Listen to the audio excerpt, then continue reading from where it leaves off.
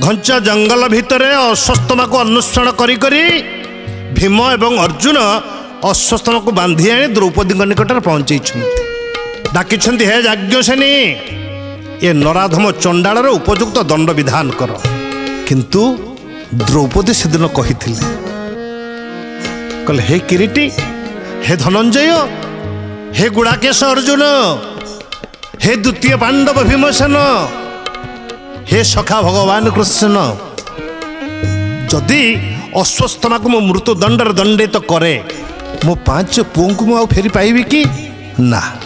कारण जी मरीगला से आबे भी फेरी आसबनी कहते हे अर्जुन हे भीमसेन एटा को छाड़ी दियो यार अपराध को क्षमा कर दियो कहीं ना से होती जातिश्रेष्ठ ब्राह्मण समस्तंकर आराध्य नमस्य पूजनीय आपण मैंने जानी ना आज्ञा ब्राह्मण गोसाई माने परा ये मर्त्यर जीवंत देवता है ब्राह्मण अटंती परा मरत देवता साधु जने मरत देवता सकल देवा देवी पवित्र करता राधे गोविंद जय श्री राधे गोविंद राधे गोविंद जय श्री राधे गोविंद। द्रौपदी कहले ए नराधम चंडाल को लंडित करी ता मुखरे चूर्ण काली मारी जंगल भीतर को छाड़ी दियो ब्राह्मण सबुबले क्षमणीय ब्राह्मण ब्रह्म रूपंच ब्राह्मण परमेश्वर ब्राह्मण सर्वकर्तार तस्मै तंग नमः सदा सब ब्राह्मण गोसाई मानक आम ये मंचर थी ये प्रणाम करुचे कार्यक्रम मध्यम आपण मैंने होती ए मर्त्यर जीवंत देवता द्रौपदी सेना क्षमा देदेले किंतु भगवान कृष्ण छिड़ाई डाकिले अश्वत्थमा सुन तू नराधम जो कार्य करिछु ए अपराध अक्षमणीय द्रौपदी सेना तांकर महान हृदय रे तोते क्षमा करदेले हेले मु केबे भी तोते क्षमा देविनी सुन मु तोते जीवन रे मारिबिनी कारण तू होचु गुरुपुत्र किंतु एमिति दंड मु तोते देवी जहा ए सारा संसार सबुदिन पाए मन रखिबो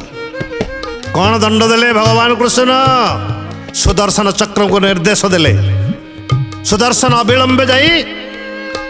अश्वत्थमा मस्तकरू से दिव्य मणि को हरण करी आनिले एवं कृष्ण कहले हे अश्वत्थमा ए दिव्य मणि प्रतिबदल रे मु तुम मस्तक रे एमिति एक क्रोधाग्नि प्रज्वलित करुची जो क्रोधाग्नि प्रति जुगरे जलिब मन रखि था आउ तमे न मरी प्रति मुहूर्त रे ए क्रोधाग्नि रे जली जली जली जली प्रति मुहूर्त रे मरिब एवं तम कृत कर्म पई अनुताप करिब पश्चाताप करिब आ मन रख ये द्वापर जाई कली जुग आसीब मु हेबे दारु ब्रह्म भगवान जगन्नाथ सेतिके बेले मोर दारु ब्रह्म रूप को दर्शन करी तुम्हें मुक्ति लाभ करिब सेथिपई ए जाबत हाँ आज्ञा ये कलिजुग अश्वत्थमा बंची सप्त चिरंजीवी मध्य अश्वत्थमा जड़े नुहति कि आज्ञा अश्वत्थमा बलि व्यास हनुमान विभीषण कृप परशुराम शैव सप्तैते चिरंजीवी 7 जन चिरंजीवी मध्य अश्वत्थमा अन्यतम नुहति कि आज्ञा ये भगवान कृष्ण से दिन अभिशाप देते अश्वत्थमा को जो अश्वत्थमा ए जाबत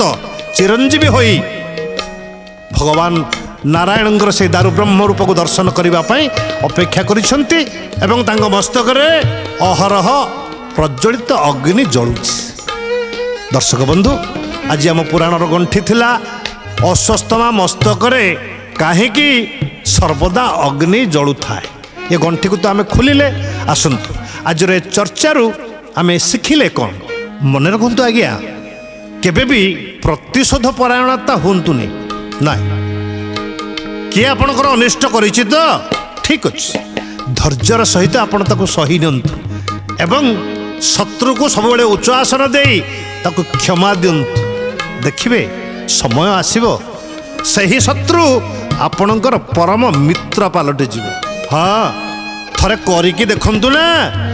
निश्चित ଶତ୍ରୁ ମିତ୍ର ହେଇଯିବ।